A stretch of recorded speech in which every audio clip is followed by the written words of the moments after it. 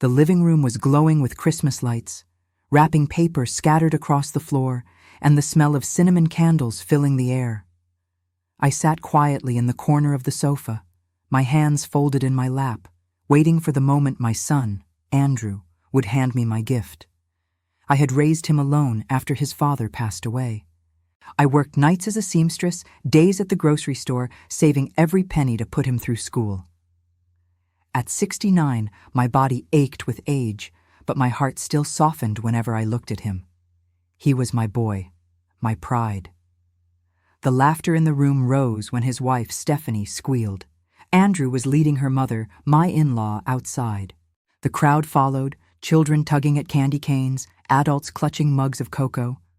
I trailed behind slowly, curious, and there it was, a shining black BMW in the driveway, polished to perfection, a giant red bow glistening in the winter sun.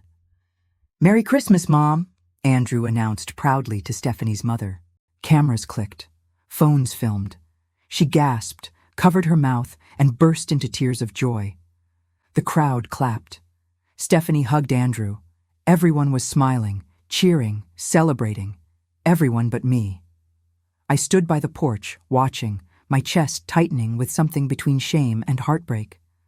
Finally, Andrew turned to me. "Oh, and here you go, Mom," he said casually, handing me a small box. I opened it slowly. Inside was a pink piggy bank with a $5 bill folded neatly inside. The room went quiet for a second. Then someone forced a laugh. Stephanie's aunt muttered, "Well, that's thoughtful." My cheeks burned. My throat tightened. I felt the eyes on me, pity, amusement, indifference. My son's gift to me was a piggy bank while he spent $70,000 on another woman. But I didn't cry. I smiled. I placed the piggy bank back in the box, and I whispered, "Thank you, Andrew. Merry Christmas." Then I stood, put on my coat, and walked out into the night. He didn't follow me. If you're watching this, drop a comment, hit like and subscribe. Because betrayal doesn't always come in fights. Sometimes it comes wrapped in shiny bows and fake smiles. My name is Margaret. I am 69 years old. And that Christmas night, as snow crunched beneath my boots, I decided I was finished being humiliated by my own son. When Andrew was young, we had nothing. His father died in a factory accident, leaving us with medical bills and debt collectors pounding at our door. I worked 3 jobs to keep food on the table. I remember nights when I'd go to bed hungry so he could have seconds at dinner. I bought him his first car, used, rusty, but working, by pawning my wedding ring. He promised me, "Mom, one day I'll buy you something brand new." I believed him. And now, all these years later, I watched him hand luxury to another woman while tossing me scraps. The $5 piggy bank wasn't just an insult. It was a declaration, a reminder of how small he believed I was in his new life. But Andrew had forgotten one thing. I wasn't small. When I got home that night, I sat at the kitchen table, the piggy bank staring at me. My tears dried. My smile returned, but this time it wasn't one of gratitude. It was one of calculation. I picked up my phone and made a call. "Delgado," the voice answered. "Mr. Delgado, my attorney and longtime friend." "It's Margaret," I said.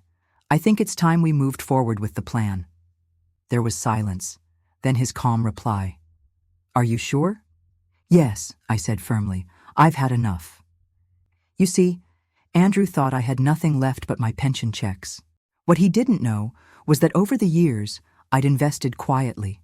Rental properties, bonds, a tidy savings account. I wasn't wealthy, but I wasn't broke either. And everything, every dollar, every deed was still in my name. Stephanie had been pressuring Andrew for months to get control of my estate. She thought I was too old, too tired, too foolish to see it. But they were wrong. The next morning, while the world still smelled of pine and sugar cookies, I left something on Andrew and Stephanie's doorstep. A neatly wrapped box, a Christmas gift. When they opened it, Stephanie screamed, loud enough for the neighbors to come running. Inside wasn't jewelry, not perfume, not a trinket. It was a copy of my new will, Signed, notarized, and filed. A document stating that Andrew had been removed entirely from my estate. Every asset, every property, every savings bond had been transferred into a trust with Stephanie and her family explicitly excluded. The sole beneficiary? My granddaughter, Ella. I had left a note inside, too, written in my neat cursive. Andrew, this is my gift to you. Clarity. When you chose to humiliate me, you chose to cut yourself out of my life. I will not fund my own betrayal. My love is unconditional. My money is not. Mom. That was the morning my revenge began. Andrew called me later that day, voice shaking with rage. Mom, what the hell did you do? I spoke calmly. I protected myself, something you should have done for me, but never did. You can't just cut me out, he shouted. I already did, I said. Merry Christmas. And I hung up. But this wasn't just about inheritance. It was about dignity, and I had no intention of stopping there. Andrew didn't stop calling. For 2 days straight, my phone rang at all hours. Angry voicemails, then pleading ones, then silence, then fury again. I ignored them all. By the third day, I blocked his number. For the first time in years, I felt peace. I brewed tea, sat by the fireplace, and stared at the flickering flames. The piggy bank sat on the mantel where I had placed it, not as a gift, but as a reminder, a symbol of what my son thought of me. But I had already returned the gesture. A week later, Mr. Delgado called. Margaret, he said, the trust paperwork is finalized. Ella is now the sole beneficiary. The documents are airtight. Thank you, I said softly. Ella, my sweet granddaughter, only 8 years old, full of life, innocence, and dreams. She was the one person who never made me feel small, who never laughed at my worn-out shoes or the way I clipped coupons. She loved me simply as Grandma. If anyone deserved my legacy, it was her. But Andrew wasn't finished. One snowy evening, there was pounding on my door. I opened it to find him standing there, his face red with cold and anger. Stephanie lingered behind him, arms crossed, her designer coat pulled tight. Mom, Andrew said, his voice sharp. You embarrassed me. You humiliated me in front of my wife, her family, everyone. Do you have any idea what you've done? I held his gaze. I did exactly what I needed to do. Stephanie stepped forward, her eyes blazing. Do you know how ridiculous you made us look? Leaving that will on our doorstep like some threat? It wasn't a threat, I said coolly. It was a promise. Andrew's hands clenched into fists at his sides. You're destroying our family. No, I said firmly. You did that the moment you handed another woman a BMW while giving your own mother $5 in a piggy bank. That wasn't family. That was betrayal dressed up in Christmas lights. Stephanie scoffed. You're bitter. You're old. You don't understand how the world works anymore. I smiled faintly. On the contrary, I understand it perfectly, which is why neither of you will ever touch a cent of mine. I shut the door in their faces. They retaliated, of course, whisper campaigns among relatives. Stephanie spread stories that I was losing my mind, that I was unfit to handle finances, that I was cruel and vindictive. But blood has memory, and people knew the truth. When Andrew was a boy, everyone saw how I worked 3 jobs to raise him, how I patched his jeans instead of buying new ones, how I sold my wedding ring to buy him a car. The only thing people saw now was a son who abandoned his mother for greed, and Stephanie's gossip only made them look worse. Weeks later, Ella visited me. She curled up beside me on the couch, holding a mug of hot cocoa I'd made her. Grandma, she said softly, Daddy and Mommy are fighting a lot. My heart ached. I'm sorry, sweetheart. She leaned her head against my shoulder.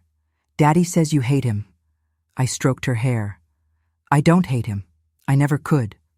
But sometimes, love means protecting yourself, even from people you love. She didn't fully understand, but she nodded, sipping her cocoa. That night after she went home, I stared at the piggy bank again. I thought about smashing it but decided against it. Better to let it sit there, a quiet witness to the moment everything changed. 2 months later, the final blow landed. Andrew lost his job. Rumors of arrogance, financial irresponsibility, and workplace clashes followed him. Stephanie, ever pragmatic, grew restless. By spring, she had filed for divorce. Andrew came to me again, thinner now, shadows under his eyes. "Mom," he whispered, standing on my porch, "I've lost everything. My wife, my job, my family. Please, can you help me?" I looked at him, my son, my blood, and felt a surge of emotions. Anger, sorrow, love, twisted and frayed. "I warned you," I said quietly. "I begged you to remember where you came from. But you traded me for luxury, and now you want me back only because you have nothing." His eyes filled with tears. "I'm sorry." I studied him carefully. For once there was no arrogance, no entitlement, just a broken man. "You'll always be my son," I said finally, "but I will not bankroll your greed again. If you want to rebuild, you'll do it with your own hands, just like I did." He bowed his head, silent. Then he walked away. And me? I lived in peace. I tended my garden, read books by the fire, laughed with Ella when she visited on weekends. I knew she would one day inherit everything, not just money, but the lesson her father had ignored. That respect is worth more than any luxury. Sometimes I still think of that Christmas night, the BMW gleaming in the snow, the piggy bank cold in my palm. I think of how my son's betrayal nearly broke me. But then I remember the next morning, Stephanie's scream when she saw the will and the strength I felt reclaiming my dignity. That was the real gift. Have you ever faced betrayal? Share your story in the comments, and don't forget to subscribe.